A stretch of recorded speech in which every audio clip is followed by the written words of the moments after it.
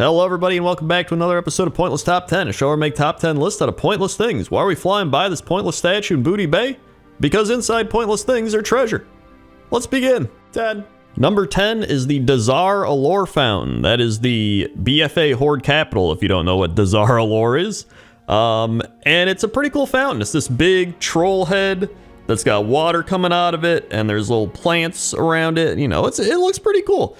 Honestly, BFA had some really cool art and really cool stuff. It was just the actual expansion that was, but either way, this is a pretty solid fountain. It's unique enough that it's pretty cool compared to a lot of other fountains in the game. And, it's not over the top, which is why it's number 10. But, if you're down by the docks and you're looking around and you spot this, you might say, whoa, that's a pretty cool fountain. That's probably worthy of a number 10 on a pointless list of top 10 fountains.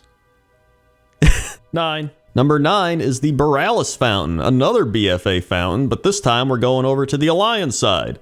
And I really like this fountain. It's got a really cool design. It's in a really good spot. It's got trees in the background. You got mountains. You got the buildings, which are all lit up with the windows. You got cavalry walking by and people walking by. You got some benches. You can actually sit down on those benches by the fountain and just kind of people watch, or just listen to the water fountain or the water noises of the fountain. It's a really nice fountain. You got some barrels. You got the lights. Dude, I love those hanging lanterns right there. It's really cool. And then the design of the fountain. You got this kraken. Like, oh my God, look at that. This kraken's like holding up the whole fountain. He's just like, I can hold this up forever. And you got the anchors with the shields. I think this is a really cool fountain in a really good spot. And that's why it's number 9. 8. Number 8 is the Strange Fountain. And it is kind of a strange fountain. I don't think there's any fountain in World of Warcraft that looks like this one. It is a clam or an oyster. I actually don't know which one it is, a clam or an oyster, and it's got the pearl in there, and then the water's kind of flowing over the pearl, and then I don't know where it's going. It's just the water's disappearing. Maybe that's why it's a strange fountain. Okay, oyster versus clam. I didn't know which one is which. Okay, here we go. Clam has a shiny and smooth shell, whereas oyster shell is more calcified and rough. Both are used as food in many countries, but clam is preferred due to its taste and tenderness. Besides, oysters are known for producing pearls, which clams do not. So I guess this is an oyster. This isn't a clam. There you go. That's your history fact. That's not even a history fact. There's your random fact of the day. Okay. 7. Number 7 is this fountain in Vol'dun. That's right. We have another BFA fountain. That's 3 of the 4 things on this list from BFA. But that's fine. Like I said, BFA actually had some really cool art in it. And these fountains are one of them. So this is one of like 3 fountains, I believe. And there's a quest you do where you have to turn the water back on because it's not flowing. So you help like repair them or something and they start flowing again. And I just like the way they look. Like if you look at that tile, it's like these greens and aquas and golds almost. And the stone on the bottom of the fountain and on parts of the sides where it like breaks off and stuff. And you have these like pillars on the side. Obviously you can just look at it. You're looking at it right now. There's like vultures up top, as you can see there, but I really like these fountains. I mean, they're very simplistic, and I think that's what I like most about them. Plus, it's just a fountain out in the desert, you know what I mean? It's kind of like an oasis. However, it gives me more of like a mall vibe. So it almost reminds me like you're out in Phoenix, Arizona or something, and then there's like an old broken down mall fountain. I don't know. I guess it's not even broken down, it's working, but you help repair the broken down mall fountain that is Vol'dun. I don't know what I'm talking about. 6. Number 6 is the Telenor Fountain, which is in Suramar. And I love this fountain. This is like such a beautiful fountain. You've got all the statues holding up this big plate. I don't know, plate, whatever it is. And the water's like hitting all the different tiers and it's going into this little fountain pool with the stairs surrounding it. It's just like a really beautiful fountain. I actually love Suramar. And I hate questing there. But I know a lot of people like questing there, but I always hated questing in Suramar. But every time I'd go into Suramar, I'm like, dude, this place is like great. Like the ambience, the aesthetic, everything about it's really cool, but I just never liked questing there. Either way, this place is actually a cemetery. I mean, there's the gravestones back there, so it's kind of a giveaway, but some little notes on here. The cemetery is haunted by a large number of spirits, indicating that many Kaldorite dead are buried here. And despite its proximity to the Nightborn capital of Suramar, no known Nightborn dead are buried at the site, owing to Suramar's magical isolation since the War of the Ancients. So there you go. That could be some actual historical facts. Look at that. I hit you with the normal facts, now you got the historical facts. This is practically pointless top history facts. I'm a professional YouTuber, all right? 5. Number 5 is the Temple of the Moon Fountain, which technically is a moon well, so this is like a moon well fountain. So this is like a bit of a high tier fountain right here. What I love about this too is it almost looks like the water falling off of the plate she's holding up, her bowl. It kind of looks like stars, which I know sounds like, yo, it looks like stars, man, but like it actually kind of does look like stars. And there's all the trees all around. I think it's a really cool fountain, especially in a really big kind of night elf temple like this, and it made me want to learn more about it. And so, sticking with our facts and historical facts, I read some more into it, and it turns out that this is a fountain of Haydeen, the High Priestess of the Moon, or the first High Priestess. Before the Storm Rage novel made this clarification, many players thought the statue represented Elune herself. So I clicked on Haydeen. This is all on Wowpedia, by the way.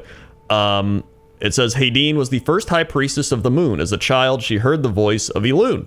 A large iconic statue of hers located at the center of the Temple of the Moon's Moonwell in Darnassus. Most first-time visitors to the Temple of the Moon believe that the white gleaming statue of a night elf female bearing aloft a basin of flowing water was Elune herself.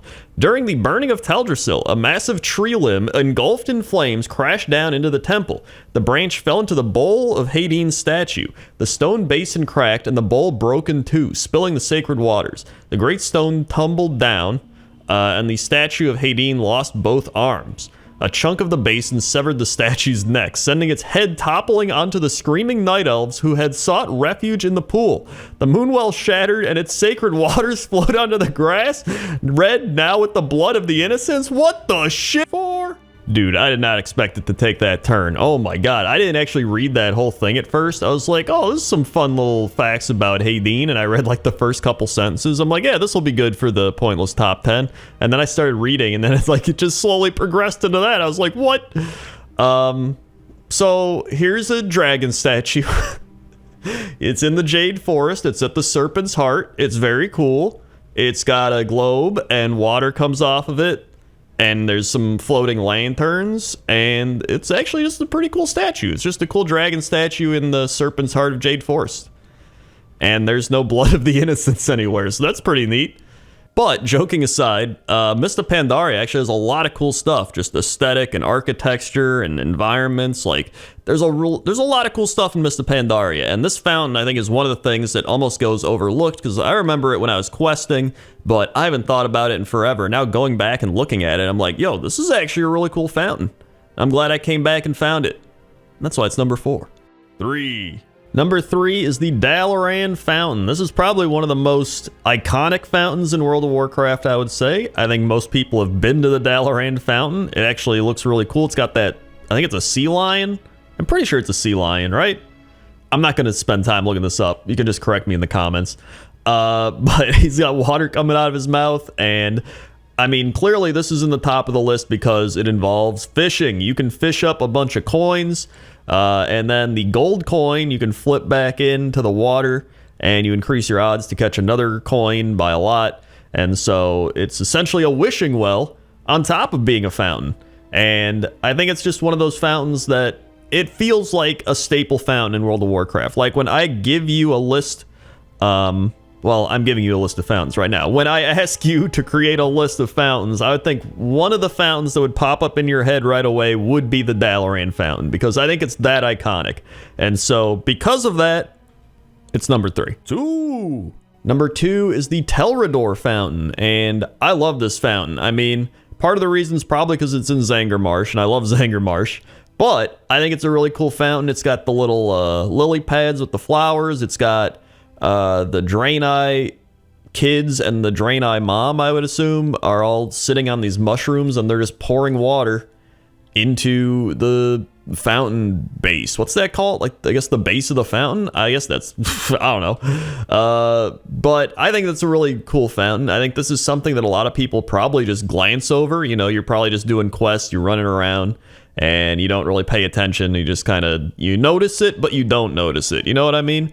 And that's what I make these for. I love making these pointless top 10s so you can find things that you may have not noticed. And I love this fountain, so I wanted to look up some information about it as well, because, you know, that's what we're doing this episode. You can only say so much about fountains, all right? Telrador does not have food vendors, and for a lore-based reason. Many of the quests relate to food gathering, and because they are close to starving, food is shared among their own people, and they would not sell it to outsiders. That's actually really cool lore-wise. I never even knew that, and that's something that I don't even know if they'd put that into the game today. They'd probably just be like, whatever, just give them food vendors, but I think that's pretty neat. So that's number 2. 1.5?